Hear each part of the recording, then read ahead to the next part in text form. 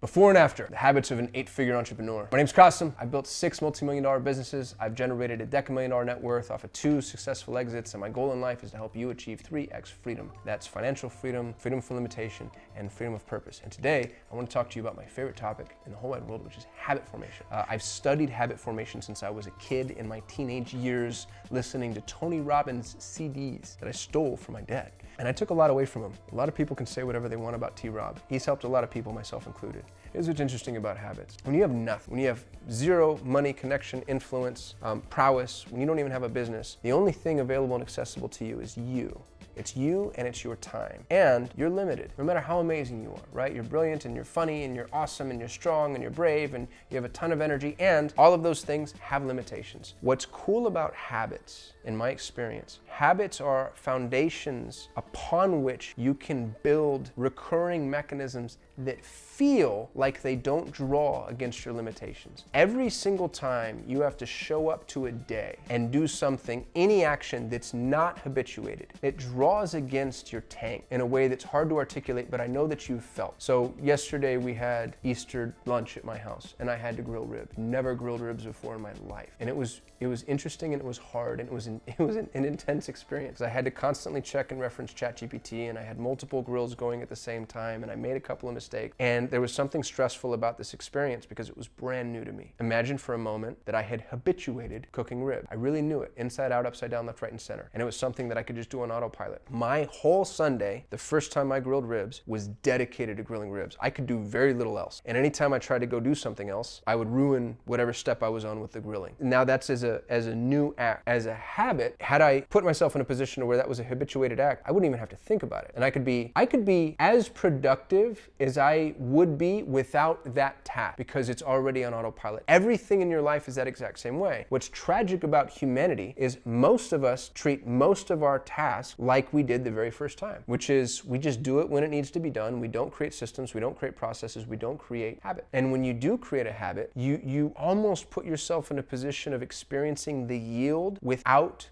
the expense. And this is how you scale the human person. You get the output with the absolute bare minimum input because you're on autopilot. You're just doing this thing naturally without even thinking about it. And the more you do it, the stronger you get. And so my habit stack as a young man was intense. It was extreme. I'd wake up at 4 o'clock in the morning. I'd work out almost instantly. My workouts were really intense too, which I found as a young man energized me. Now it fatigues me. I'd always do some form of prayer, meditation, journaling, reading, learning. And those two things were independent for me. Reading and learning I view as 2 separate habits because I like to read for pleasure and leisure, and it fills my cup. And I find it to be something of a spiritual practice, especially reading fiction. I don't think people look at fiction the way that they should. I really like George R.R. Martin's quote, "A reader that lives 1,000 lives, a non-reader that only lives one."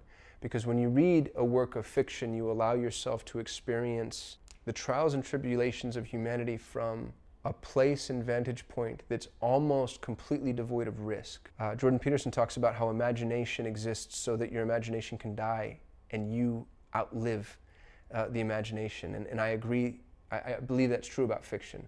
So if you read Steinbeck or Dickens or Brandon Sanderson or whoever you like to read, you're putting yourself in a position to experience an existence, a lifetime, and experience choices and experience mistakes and experience successes without the expenditure. And so I think that reading fiction is a really good habit to get in. But I wouldn't check the box on education in the same way that you would if you were reading fiction. So I hope that aside was worth it. The reason I like waking up at 4 o'clock in the morning, I love having time that other people don't have. And that time is way more productive. So, and every hour that happens in the morning, I think is probably worth 2 hours in the afternoon and 3 hours in the evening. So the earlier you can index your day, the more effective you're going to be. And I don't think there's an upper limit to that, by the way. I think for people that are waking up at 3 or 2, or starting their day at midnight, and I know entrepreneurs that are like that. I'm trying to think, there are 2 celebrities. I think Mark Wahlberg gets up at 2 o'clock in the morning, and I think The Rock does something really similar. And you look at those people, and they're pretty easy to dismiss because they're famous, and you think like, oh, you're famous. And they're extraordinary humans. They're exceptional. And it's because they do things like that. So the keystone habit, I think, for all entrepreneurs is waking up early. If you can wake up early, everything else follows. And you start to do what's called habit stacking. There's a really good book on Amazon called Habit Stacking.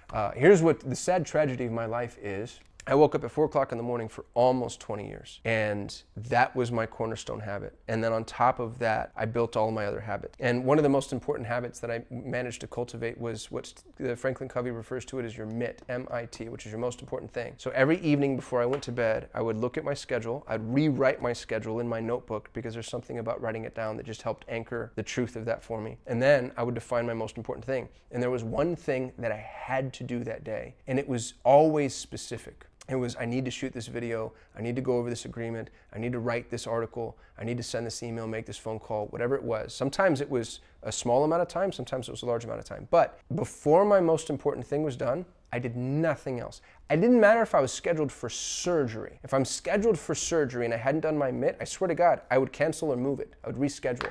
And this caused a lot of friction in my life. Like, this impacted relationships and hurt friendships and really pissed people off, and I didn't care because it was about me moving forward, me progressing the things that were most important to me. And that level of prioritization is hard. It's really extreme, but it made me successful. It's because if you really look at your days, generally speaking, if you don't champion your most important thing and you don't champion it early, you're not going to get it done. Most of your day is spent on other people's to-do lists, doing other people's whatever their priorities, executing on their priorities. And if that's true for most of your time, I mean, look at your day. How much of your day do you really spend on something that's relevant and important to you? You know, working on your business, not in your business. And let's say that let's say you think it's 20%. I bet you it's not even that. But let's say that you think it's 20%. Factor that out. Cascade that across the rest of your life. That means that only 20% of your day is spent on you, on your priorities, on the things that you want to do.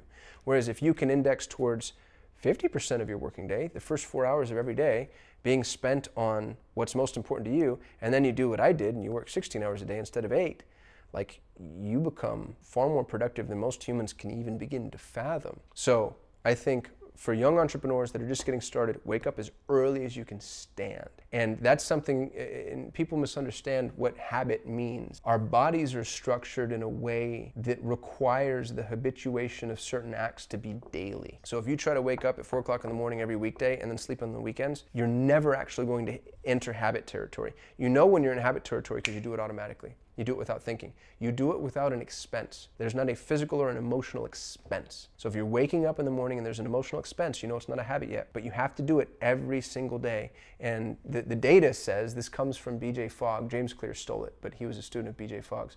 They did a multivariate study across, I don't know what, thousands of habits and thousands of people. And what they found was, there's a bell curve, obviously, as there is with everything, but most habits take about 70 days to form. It's 66 days. I rounded up to 70 because I like 10 weeks. So you wake up every single day at 4 o'clock in the morning for 10 weeks, you will never have to try again. Now it's habituated. Now you just do it, and there's no physical, emotional, or mental expense. And then you go cultivate another habit. And you can only cultivate one big habit at a time. Otherwise, it's just too much draw against your motivation. So waking up at 4 o'clock in the morning, I think, is the most important thing you do. The second most important thing you do is champion your MIT. Do your most important thing. And do nothing else until that's done. And by the way, if you're waking up at 4 and you normally get up at 7, you have 3 hours. That's 3 hours in the day that you wouldn't have had. And the 3 hours you took it away from in the evening are your 3 least productive hours. That's when you're most likely to, fight with your partner, watch television, go out partying, drink alcohol, do things that just aren't. And for all of you that are like, oh, well, I'm a night owl. No, you're not. No, you are not. You're physiologically speaking, that's actually impossible. You are not a nocturnal creature.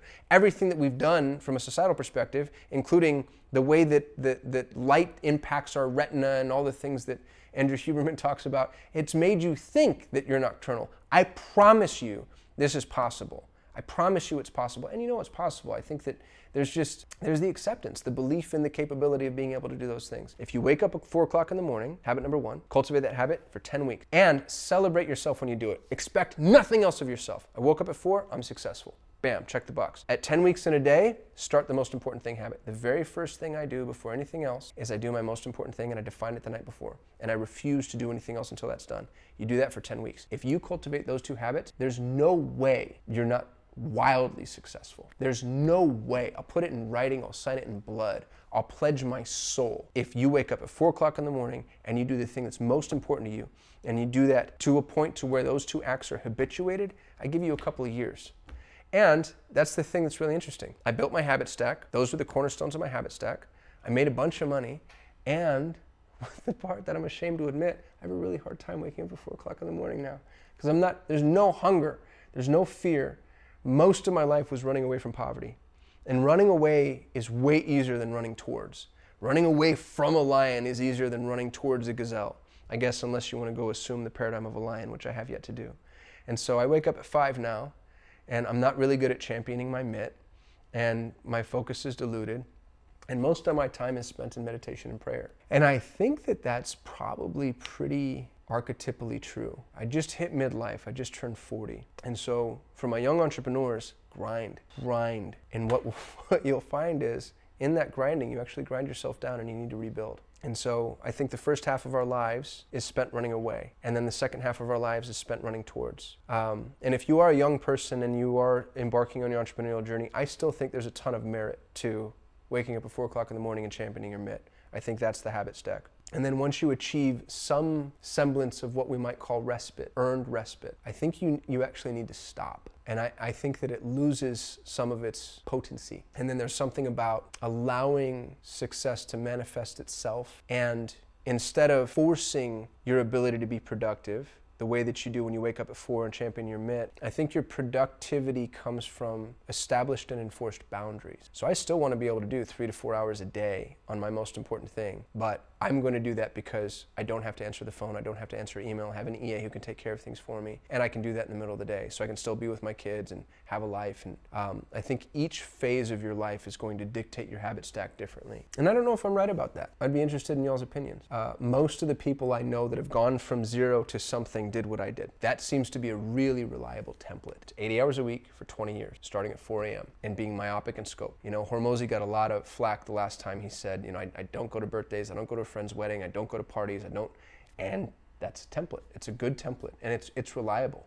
And if you're not willing to do that and you're still complaining, I don't think you deserve success. I really mean that. I don't think you deserve it. You're fed, you're sheltered, you have air conditioning and Netflix. You have luxuries that most people, for most of humanity, couldn't even begin to dream of. You're welcome. Society did that for you. You didn't even earn that. And that's okay. I'm not telling you that you're not a valuable human being or that Jesus doesn't love you. I think that you're a unique, true, literal miracle. And you only deserve what you're willing to work for at this point in life. If you're in the emerged world, there's nothing in existence outside of food, shelter, safety, and maybe some semblance of community that you deserve. So if you want more, wake up at 4. It's a good mantra. If you want more, wake up at 4. That's my habit stack. I hope this video was helpful. If I pissed you off, let me know why. If you want to help me, share this with context. Otherwise, I'll see you tomorrow.